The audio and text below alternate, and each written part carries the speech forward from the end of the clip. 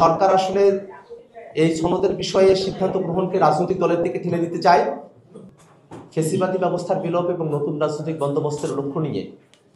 জাতীয় নাগরিক party NCP তার রাজনৈতিক যাত্রা শুরু করেছে। অন্তর্বর্তীকালীন সরকারের গঠিত ঐক্যমত্য কমিশনের সঙ্গে আমরা দীর্ঘ সময়ব্যাপী আলাপ আলোচনা করেছি এবং বাংলাদেশ রাষ্ট্রটিকে ফ্যাসিবাদী ব্যবস্থা থেকে মুক্ত করতে নতুন করে বাংলাদেশের রাষ্ট্র কাঠামোকে গণতান্ত্রিক উপায়ে সজ্জিত করার লক্ষ্য নিয়েই আমরা ঐক্যমত্য কমিশনে মিলিত হয়েছিলাম।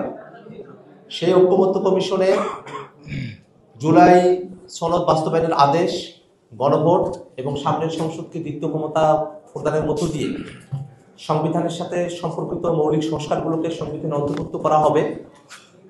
এমন বিষয়গুলোতে রাজনৈতিক দলগুলো আমরা সকলে একমত হয়েছিলাম। যদিও পরবর্তীতে সুনির্দিষ্ট পথরেখা এবং সরকারের তরফ থেকে জুলাই সনদ কিভাবে বাস্তবায়ন করা হবে তার ব্যাখ্যা উপস্থাপিত না হওয়ায় আমরা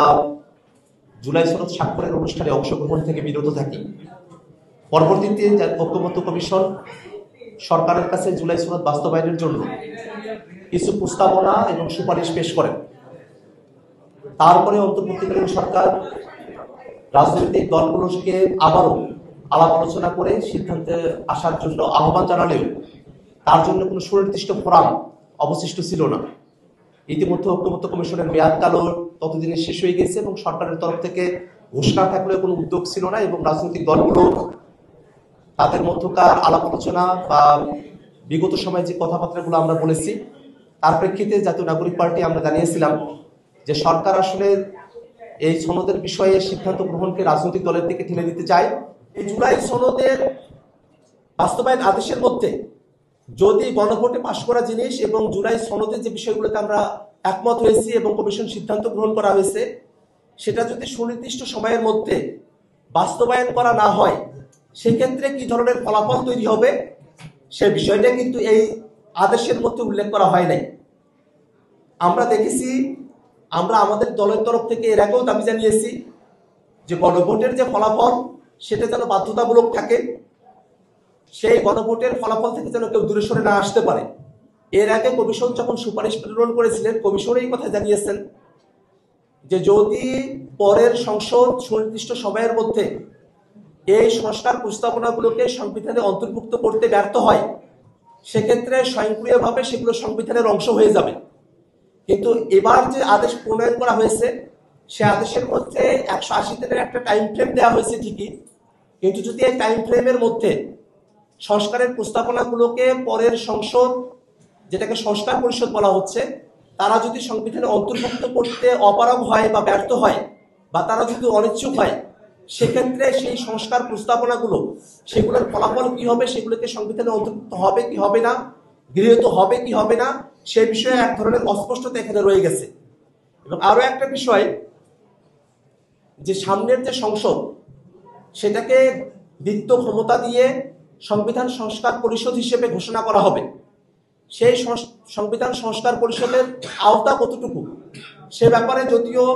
7-এর গ ধারার মধ্যে বলা হয়েছে যে জুলাই সনদ এবং গণভোটের মধ্য দিয়ে যে বিষয়টা অর্জিত হবে তার মধ্য থেকে সংস্কার পরিষদ কাজ করবেন, কিন্তু এখন সেই ধারাতেও সেটা পজিটিভ ল্যাঙ্গুয়েজে বলা হলেও সেটাকে সীমাবদ্ধ করা হয়নি। এখনো যারা জুলাই সনদের ব্যাপারে নানা ধরনের অস্পষ্টতা রেখে এবং জুলাই সনদকে অকার্যকর করতে চায় তাদের জন্য সেই ধারা থেকে ব্যাখ্যার সুযোগ রয়েছে যে জুলাই সনদ এবং গণভোটের বাইরে থেকেও এই সংস্কার পরিষদ তারা তাদের কার্যক্রম পরিচালনা করতে পারে। সেক্ষেত্রে সংবিধান সংস্কার পরিষদ তারা যে সিম্পল মেজরিটিতে সিদ্ধান্ত গ্রহণ করতে পারবে তা নিয়ে বড় ধরনের সংকট তৈরি হতে পারে। আমরা সকলে এটা জানি যে সংবিধান সংশোধন করতে হলে অন্তত 2/3 মেজরিটির প্রয়োজন হয়। সেক্ষেত্রে এখানে জুলাই সনদ এবং গণভোটের বিষয়গুলোকে সংবিধানে অন্তর্ভুক্ত করার জন্য সংবিধান সংস্কার পরিষদ 2/3 মেজরিটির প্রয়োজন নেই, তারা সিম্পল মেজরিটিতে এটাকে গ্রহণ করতে পারবেন। সেই বিষয়টা যদি শুধুমাত্র জুলাই সনদ এবং গণভোটের মধ্যে সীমাবদ্ধ থাকে তাতে আপত্তির জায়গা থাকে না, কিন্তু তার আওতা যদি সিম্পল মেজরিটিতে সংবিধানে কোনো কিছু অন্তর্ভুক্ত করার আওতা যদি জুলাই সনদ এবং গণভোটের থেকেও বেশি হয়ে যায় সেক্ষেত্রে স্বাভাবিকভাবে সংবিধান সংশোধনের যে প্রক্রিয়া 2/3 মেজরিটির যে আলাপ সেটাকে ভায়োলেট করে যে দল তারা ক্ষমতায় আসবেন তারা তাদের মতো করে সংবিধানে তাদের ইচ্ছা অনুযায়ী যে কোনো বিষয় অন্তর্ভুক্ত করার তারা সুযোগ পেতে পারেন, এই ধরনের একটা অস্পষ্টতা এই জুলাই সনদ বাস্তবায়নের যে আদেশ তার মধ্যে রয়ে গেছে। সামগ্রিকভাবে আমাদের কাছে মনে হয় জুলাই সনদ বাস্তবায়নের যে আদেশ জারি করা হয়েছে এই আদেশের ব্যাখ্যা ক্ষমতাবানরা তাদের মতো করে করতে পারেন, তেমন একটা অবস্থায় তেমন একটা ভাষ্যে জুলাই সনদ বাস্তবায়ন আদেশ জারি করা হয়েছে। এই সমস্ত বিষয় পর্যালোচনা করে আমরা সরকারের কাছে দাবি জানাই যে সরকার অবিলম্বে জুলাই সনদ বাস্তবায়ন আদেশের সঠিক ব্যাখ্যা প্রদান করবে এবং একই সাথে যে বিষয়গুলোতে জুলাই সনদ বাস্তবায়নের ক্ষেত্রে অস্পষ্টতা রয়েছে সেই অস্পষ্টতাগুলো দূরীকরণ করবে এবং এর মধ্য দিয়ে জুলাই সনদের কে নিয়ে যে সংকটের তৈরি হয়েছে সেই সংকট নিরসনে সরকার উদ্যোগ গ্রহণ করবে।